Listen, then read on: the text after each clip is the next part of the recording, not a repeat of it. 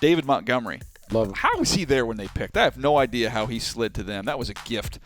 He's a better player, in my opinion, than Jordan Howard was coming out of college. Not even close. And he's going to be able to take the reins there at the running back position, can also help you out in the passing game. That was a home run pick for the Bears. Minnesota Vikings, Garrett Bradbury, if you went into a lab and designed a center to play in a Gary Kubiak, Mike Shanahan type system with all the zone and all the stretch, this is who you'd come out with. Garrett Bradbury, he's built to play in this offense. Built to play in this offense. He's the prototype. He's a terrific guy, able to get to the next level. I was impressed with him off his tape. But then when you saw him in the Senior Bowl, saw him dominate, I think he's going to dominate in the league. One of the things that helps you out is when you have position flexibility up front. The Green Bay Packers, they draft Elton Jenkins out of Mississippi State. He can play center. He can play guard. That versatility is going to allow them to keep their best 5 on the field. You can absorb an injury, and his ability to move around, I think, has a big impact for a Packers offensive line. They need to play well. Let's let Aaron Rodgers get accustomed in this new system. So I'm anxious to see how he does up front. Yeah, he has to do well because they got to get that running game established. The running game will really complement what they want to do in the passing game. I don't know if you've seen this, Buck, but it warms my heart because the early returns for the Detroit Lions first-round pick, T.J. Hawkinson, he's the best pass catcher out of practice. Is everything that you hear. Well, I mean, he should be. That's not even the best thing that he does. No, he's a blocker. He's physical. He allows them to get more to that blue-collar premise that they want. And so his ability to really seal the edge in the running game should allow them to play the way that they want to play, which is a little different than the way that we've seen them play in the past with Matthew Stafford. T.J. Hawkinson, that's going to be one to look back and people say, it wasn't the sexiest pick. That is a really, really good pick for this football team. All right, let's go to the NFC East. Dallas Cowboys. Talked about you being out there. I asked about Tony Pollard for a reason because I'm anxious to see how he's used. And you look around the league and we're seeing the fly sweeps. We're seeing those jet sweeps take off. You look at Tony Pollard, be able to get you some single back stuff. You can get him in on some third down screen draw type. He's been a receiver. And then you also look at one of the best kickoff returners in the draft last year. So I don't know how those touches are going to come or how they're going to use them. I'm anxious to see how that all comes together. But I think Tony Pollard has an impact year one. Oh, I think he does have an opportunity to have an impact, especially when we're talking about the Zeke situation. Whenever Zeke shows up, they still need someone that can kind of take some pressure off him. He is one of those difference makers, those impact guys that's a change of pace playmaker plus return skills where he can come in and make a contribution. All right, Philadelphia Eagles, lots been made of Deshaun Jackson and his return. I'm going to go with the rookie wide receiver, J.J. Arcega-Whiteside, to have an impact. And this is going to be a little bit, you guys roll with me here, because I think he's going to have an impact down in the red zone. Not going to catch a ton of balls, but because of his physicality, he's the best jump ball red zone receiver that I've ever evaluated. And I'm saying, look, there's more athletic guys, great job. But the way he's able to position with his basketball background goes back through his family with mom and dad. But to box out and get the football, I think he's going to get some big touchdowns for the Eagles. And I also think his toughness is going to play well on special teams. He'll have an immediate impact. He should have an immediate impact on the outside. They have a lot of mouths to feed on the perimeter, but I could see him carving out a role, as you stated, as a red zone weapon. All right, Redskins, Dwayne Haskins. Do I need to say much? We both agree he should start, both agree. Right? He should Get start him from day one. Go ahead and start the era so you know what you need to get in the second year to help him kind of take that jump as a sophomore. And we're saying immediate impact, but it's going to be an improved impact is the way I would phrase it with Dwayne Haskins. He's more talented than the other guys in the bullpen. No question. You're going to see him get better. They're going to give him more as the season goes along. The Giants, I feel like this is a forgotten pick. Daniel Jones got all the attention. DeAndre Baker needs to come in and start and play well in the secondary. But Dexter Lawrence, Big Dex, your dad coached him in high school, Buck. I saw a picture of him, I think it was with Andrew Siciliano, Andrew Siciliano. Monster. He has shorts on. And the thing that stood out to me, and you as a scout, you appreciate this. He's got these skinny ankles and big calves. Like, he looks like he's 250 pounds, except he's like 340 pounds. It's ridiculous. It'll be interesting to see how the Giants use him. And now with all the injuries that they have at wide receiver, they have to really lean on this defense. Look for James Betcher to be more aggressive, and I think this could allow Dexter to be more involved in the pass rush. Yeah, just his body type is crazy how big and athletic he is. He'll have an impact. All right, Saints, Eric McCoy. That's enough said. He's going to have to start at center for this team. When you're starting center who's been a good player for you decides to ride off into the sunset, they draft you. This job's yours. Hopefully there won't be a big drop-off there at the position. No, I don't think it would be. He's a solid player. He was really impressive throughout the entire pre-draft process. So I think he's going to jump right in, start, and contribute. All right, next one, Falcons. And I know they drafted a couple young offensive linemen. We'll see if they can get on the field or not. Chris Lindstrom out of Boston College. They get Caleb McGarry out of Washington. I'm going to go a little off the radar here. John Kaminsky, defensive tackle, small school. We saw him at the Senior Bowl, Buck. I think he's going to have a chance to give him some inside pass rush. He has an immediate impact. He should have an impact. Dan Q wants to dial it up, wants to really get after it. They want to get back to their brand. They can be fast and physical with urgent athletes. He is an urgent athlete. He plays as an ASAP player. All right, we get to the Carolina Panthers. Again, I'm not going to try and get too creative here. Brian Burns. They need pass rush. They go to get Florida State's Brian Burns. Put on the weight in the spring. So far, so good. Looks like he's holding up that weight. He's looked great so far early in camp. They need pass rush, and he's going to give it to him off the edge. Yeah, I think he'll give it to him off the edge. They have to have someone that can kind of give them double-digit sacks. Again, I'm going to put it right in the fairway with the Tampa Bay Bucks because nobody's going to have a bigger impact than Devin White. This guy. No, but I mean, I had a John Kaminsky. I don't see any John Kaminskys in your No, here we go. Devin White. Portfolio. Devin White is everything they need. Todd Bowles needs a traffic cop. More importantly, he needs a guy that is a really good player inside. He is that. He's a natural leader. Everyone talks about he is the Pied Piper. I think he gets that defense going. And Devin White, I really believe this. I think he can have the similar type of impact we saw Derwin last year. Yeah. Derwin James, because he brought so much energy and excitement, and that helps elevate your group. I think Devin White's going to have a chance to do that with that Tampa defense. All right, Rams. Darrell Henderson, the other running back from Memphis. I mentioned his teammate Tony Pollard.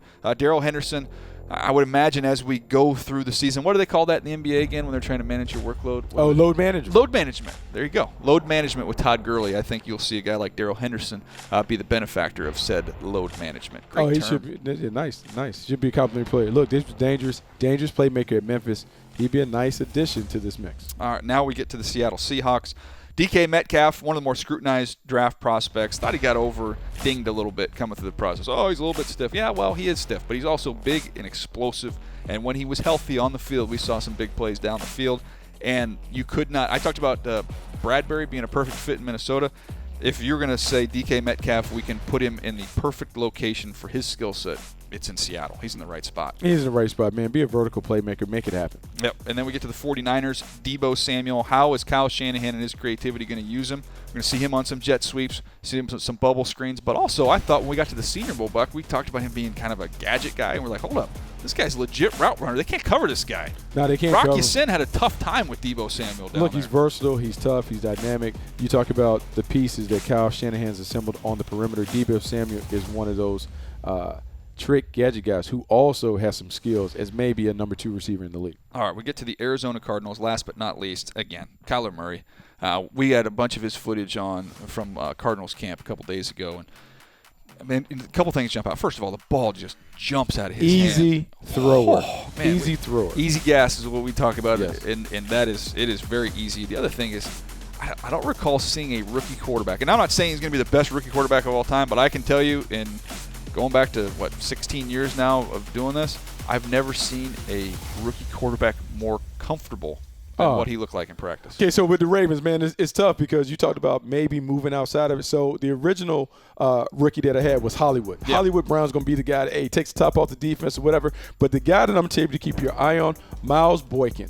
Because when you think about this big physical offense and how they want to run the football, well, you need big guys on the perimeter that can kind of get in there and dig out those safeties. But more importantly, with Miles Boykin, you get a big target. We talk about Lamar Jackson's accuracy. He can rolls. spray it a little bit. Yeah, so the best way to expand the strike zone, get a big boy. Miles Boykin is someone that you need to watch. I like that. All right, let's go to Pittsburgh Steelers. Pittsburgh Steelers, Devin Bush. Devin Bush is exactly what they needed. They haven't been right. They can't cover anybody at the linebacker Look, position Ryan last year. Shazier, that loss really hurt them. Devin Bush comes over, and he's the right kind of guy. He is a Pittsburgh Steeler, big, fast, physical. He's going to be great. The Cleveland Browns, Greedy Williams. I'm going to go Greedy? I'm going to go with Greedy because I'm excited to see him pair up with Denzel Ward. I think those young guys, Steve Wilkes does a great job of developing young receivers. Years ago, he had an impact on Josh Norman. I think Greedy Williams has some similar traits. Well, I'll tell you what, there's never going to be more eyes on a corner on how he tackles in the preseason than it's going to be on Greedy. Yeah, I think Greedy he's going to have to throw his That's what I'm telling you. If I'm coaching him, I'll be like, hey, first time, sacrifice somebody. go get 15. I don't care if you get 15-yard Blow penalty. You got to go else. hit somebody because you got to get rid of this reputation that you've had. He absolutely has to go do that. All right, who we got next? Cincinnati Bengals. How about Jermaine Pratt? I like Jermaine Pratt in this process when he was coming out. I thought he was going to be a really, By the really way, good player. Jermaine is such a great name. If I have a fifth kid, it's going to be Jermaine. No, well, I'm not having any kids over here, so we leave the Move 6 podcast. Move 6 podcast to be all DJ